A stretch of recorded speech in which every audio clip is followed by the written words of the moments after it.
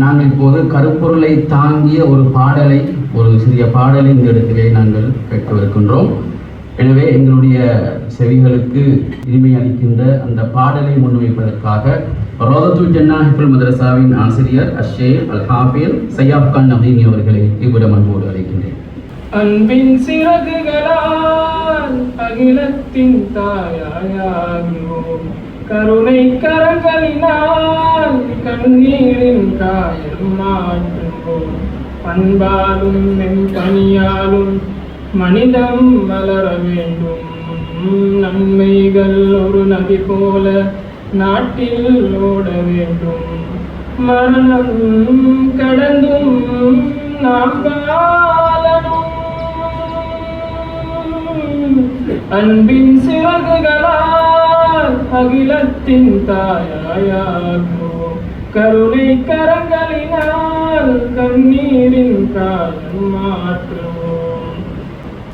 ஆகாயம் போல வாழ்ந்தால் ஆனந்தமாயிரம், பேரன்பின் தேசம் அதை பேசும். பல்லினம் சேர்ந்து வாழும் அழகிய தாயகம், அதற்கிணையீடு எதுவாகும்? அறிவும் மரமும் உயர்ந்திட உலகில் எழுவோம், காடுகள் உயிர்கள் காத்திடும் மரணாய் திகழ்வோம். நானும் நீயும் நாளைக்காக நடமாடுவோம், பூக்கள் வாழும் பூமி ஒன்றை கொண்டாடுவோம். அன்பின் சிறகுகளால் அகிலத்தின் தாயாயாகிறோம், கருணை கரங்களினால் கண்ணீரின் காயம் மாற்றுவோம். நீதிக்கு ஏங்கும் மக்கள் குரலாய் வாழவா, ஆனந்த கண்ணீர் காண்போம். பாவங்கள் நீங்க மண்ணில் வேதம் ஆகவாம், பாரினில் தீபம் ஆவோம்.